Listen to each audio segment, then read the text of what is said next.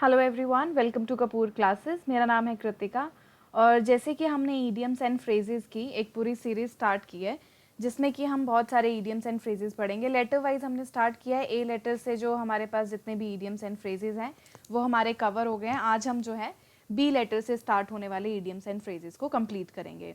तो ये ईडियम्स और फ्रेजेस जो हैं आपके डेली लाइफ में भी काम आएंगे और अगर आप किसी भी एग्जामिनेशन की तैयारी कर रहे हो जिसमें इंग्लिश आती है, कोई भी बैंक का एग्ज़ाम है या कोई भी गवर्नमेंट एग्ज़ाम है, तो उनके लिए भी ये ईडियम्स एंड फ्रेजेस जो हैं आपके बहुत ज़्यादा हेल्पफुल रहेंगे। तो ज़्यादा टाइम ना लेते हुए आज का हम ये वीडियो स्टार्ट करते हैं और पढ़ते हैं आज के कुछ ईडियम्स एंड फ्रेजेस। तो आज का हमारा पहला ईडियम है buy the farm. Buy the farm. Farm क्या होता है? खेत, खेत खरीदना। इसका लिटरल मीनिंग तो ये है, लेकिन हमारे पास जो इसका एक्चुअल मीनिंग है वो है टू डाई और टू पास अवे। ठीक है, अगर कोई इंसान जो है मर जाता है, to pass away is the same meaning. ठीक है, टू डाई और टू पास अवे। तो बाय द फार्म का मतलब होता है मरना। फॉर एग्जाम्पल पहले इसके ओरिजिन की बात कर लेते हैं कि ये कैसे आया। तो ये जो हमारे पास फ्रेज है ये मिलिट्री से आया है। तो बहुत सारे सर्विसमैन जो होते थे मिलिट्री में, वो क्या चाहते थे कि वो पैसे सेव करें, घर जाएं और क्या खरीदें, एक फार्म खरीदें, एक खेत खरीदें अपनी सर्विसेज के बाद। लेकिन ऑटोमेटिकली एंड में होता क्या था, उनको एक स्मॉल पोर्शन ही मिल पाता था लैंड का, वो भी उनको दफनाने के लिए, क्योंकि उनकी अचानक से डेथ हो जाती थी। अब जो मिलिट्री में होते थे, अब जितने भी लोग, अगर आर्मी की भी मैं बात करूं, लोग होते हैं तो वो कभी भी शहीद हो जाते हैं ना। उनकी लाइफ की कोई ये थोड़ा ना है कि सर्टेन थोड़ा ना होता है कि कब तक वो सही सलामत रहेंगे सरहदों पे। तो वैसे ही जो मिलिट्री के लोग थे उस टाइम, उनको ऑटोमेटिकली जो है एक जो लैंड था उसका एक छोटा सा हिस्सा मिलता था जितने में उनको दफना दिया जाता था। तो वहां से ये फ्रेज निकल के आया है buy the farm. Buy the farm मतलब क्या हुआ, इसलिए वहां से ये निकला टू डाई। और इसको हम किस तरीके से, इसका एग्जाम्पल है किस तरीके से हम इसे यूज कर सकते हैं। I really want to visit Paris once before I buy the farm. तो मैं मरने से पहले एक बार जरूर पेरिस जाना चाहता हूँ या जाना चाहती हूँ, right. So buy the farm मतलब है टू डाई, और इसका ओरिजिन कहाँ से हुआ ये भी हमने पढ़ लिया। चलो नेक्स्ट पे चलते हैं। नेक्स्ट है हमारे पास बेल द कैट। क्या है? Bell the cat. अब बेल द कैट का मतलब क्या होता है कि to do a very dangerous job, कोई ऐसा काम करना जो बहुत ही खतरनाक है।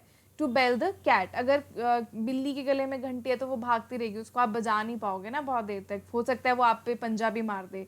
सो to bell the cat means to do a dangerous job. ठीक है, तो बेल द कैट का मेरे को ओरिजिन तो नहीं पता, लेकिन इसका मीनिंग मैंने आपको बता दिया, कोई भी बहुत ज़्यादा डेंजरस काम करने को कहते हैं। एग्जाम्पल जैसे no one is quite ready to bell the cat, कि कोई भी जो है टफ या डेंजरस काम करने के लिए तैयार नहीं है। A man is a hero if he can bell the cat.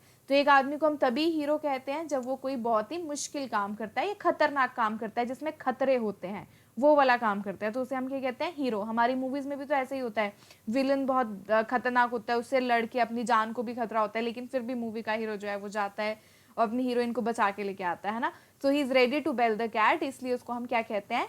Hero कहते हैं। नेक्स्ट आते हैं। नेक्स्ट है हमारे पास blind as bat. Blind as bat. अब देखो, वैसे अगर मैं बात करूं बैट की, चमगादड़ की, तो वो एक्चुअली अंधे तो नहीं होते हैं, लेकिन अगर मैं बात करूं 21st सेंचुरी से पहले, तो लोगों का ये मानना था कि जो बैट्स होते हैं वो अंधे होते हैं। क्यों? क्योंकि जब वो हवा में उड़ते हैं तो उनका जो पैटर्न होता है उड़ने का वो बहुत ही टेढ़ा मेढ़ा सा होता है। तो उनकी ये एजम्पशन थी, जिसकी वजह से ब्लाइंड एज अ बैट हमारे पास ये ईडियम जो है वो आया।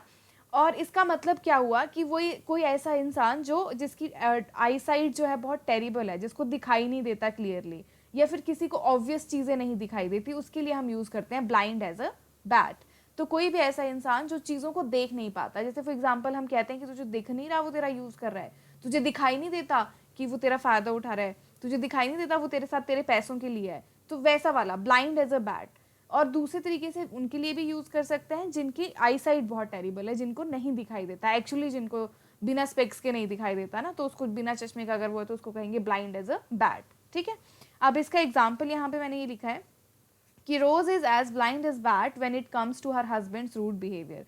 तो उसके हस्बैंड का जब रूड बिहेवियर होता है, जब पता है कि वो ऑब्वियस है कि वो रूड बिहेवियर कर रहा है तो वो अच्छा नहीं है, पर जब ऐसा होता है तो उस चीज को इग्नोर कर देती है, उसको समझ में नहीं आता कि उसका रूड बिहेवियर है, वो प्यार में इतनी अंधी है अपने हस्बैंड के। ठीक है, so blind as a bat. Clear है इसका मतलब, और कहाँ से इसका ओरिजिन हुआ ये भी क्लियर है।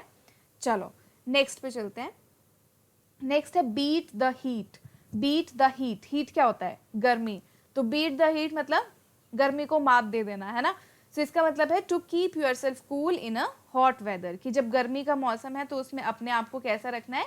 कूल रखना है। या फिर जैसे ही आपको लगे कि यहाँ बहुत गर्मी होने वाली है, उस जगह से चले ही जाना, ठीक है। Also to leave before it becomes very hot. Beat the heat मतलब अब गर्मी से बचने के लिए तो खुद को ठंडा रखना पड़ेगा, या फिर जब बहुत ज़्यादा गर्मी होगी तो उस जगह से चले जाओ, then you can beat the heat. For example, we are going to water park to beat the heat. हम वाटर पार्क जा रहे हैं गर्मी से बचने के लिए, या खुद को गर्मी से बचाने के लिए हम कहाँ जा रहे हैं? वाटर पार्क जा रहे हैं। Beat the heat. तो it can be said that कि बीट द हीट का मतलब ना ये भी होता था कि डिफीट एन ओपोनेंट। बीट का मतलब होता है मारना, तो हीट को एज अ ओपोनेंट भी यूज किया जाता था पहले, ठीक है। सो ऐसे भी कह सकते हैं बीट द हीट मतलब कि किसको मारना? ओपोनेंट को हरा देना। To beat the heat, opponent को हरा देना। पर इसको अगर हम लिटरल मीनिंग में देखें तो अब जैसे इसको यूज करते हैं हम, वो यही है कि हॉट वेदर से अपने आप को बचाने के लिए। नेक्स्ट है हमारे पास बकअप। बकअप का मतलब होता है कि किसी काम को करने के लिए करेज इकट्ठा करना। जैसे आपके एग्जाम्स आते हैं तो आपके टीचर्स कहते होंगे कि बकअप कर लो, है ना। So to get over some tragic और अनप्लेजेंट एक्सपीरियंस। एक तो हो गया कि करेज इकट्ठा करना, कोई अच्छा काम करने के लिए हिम्मत दिखाना। फॉर एग्जाम्पल, आपके एग्जाम्स आ गए, आपका कोई टेस्ट आया, उसके लिए आप बकअप कर लो अब, ठीक है। अपने आप को हिम्मत जुटा लो कि अब तो पढ़ना ही है, अब खेलना नहीं है। एंड नेक्स्ट हो गया to get over something tragic और अनप्लेजेंट। अब लाइफ में कोई चीज़ ऐसी होती है जो अनप्लेजेंट होती है, जो हमें अच्छी नहीं लगती है ना, ट्रेजेडी भरी होती है, उनसे रिकवर करने को भी हम कहते हैं बकअप करना, ठीक है। फॉर एग्जाम्पल, अगर कोई लेट्स सपोज इस साल वो क्लास में कोई इंसान फेल हो जाता है, तो नेक्स्ट ईयर हम उसे कहेंगे कि तुम्हें फिर से एग्जाम में बैठना है, तो भी हम यूज करेंगे बकअप का, ठीक है। For example, Mark was told to buck up and sit in exam next year. तो मार्क को क्या बोला कि वो बकअप कर ले, अब पुराना जो वो फेल हुआ उससे दिमाग हटा के अपने आप को करेज दे, हिम्मत दे कि अब वो नेक्स्ट ईयर के एग्जाम्स में अच्छी प्रेपरेशन करेगा, ठीक है। और अब इसका ओरिजिन देख लेते हैं। बक जो है इसका मतलब होता है स्टैग, ठीक है। तो पहले इसका यूज करते थे स्मार्टर अपीयरेंस के लिए, बट बाद में जो था इसका मतलब हो गया चीयर अप करना, किसी को बैड एक्सपीरियंस से निकालने के लिए जो चीयर अप करते हैं उसके लिए ये यूज होने लग गया, ठीक है। बकअप तो चीयर अप करना, किसी को किसी चीज के लिए करेज दिलाना कि तुम ये कर सकते हो, तो तुम उसके लिए तैयार हो जाओ, तो वहां हम यूज करते हैं बकअप। इसके साथ हमारे आज के जो 5 ईडियम्स एंड फ्रेजेस थे वो कंप्लीट होते हैं। इसके बाद हम नेक्स्ट वीडियो में मिलेंगे, जहां हम और बी लेटर से स्टार्ट होने वाले ईडियम्स एंड फ्रेजेस को कवर करेंगे। तो अगर आपको मेरी वीडियो अच्छी लगी है और आपको कुछ नया सीखने को मिला है, तो चैनल को सब्सक्राइब ज़रूर करें, वीडियो को लाइक करें और ज़्यादा से ज़्यादा शेयर करें। तो मिलते हैं हमारी नेक्स्ट वीडियो में नए कुछ ईडियम्स एंड फ्रेजेस के साथ। तब तक के लिए thank you so much and have a good day.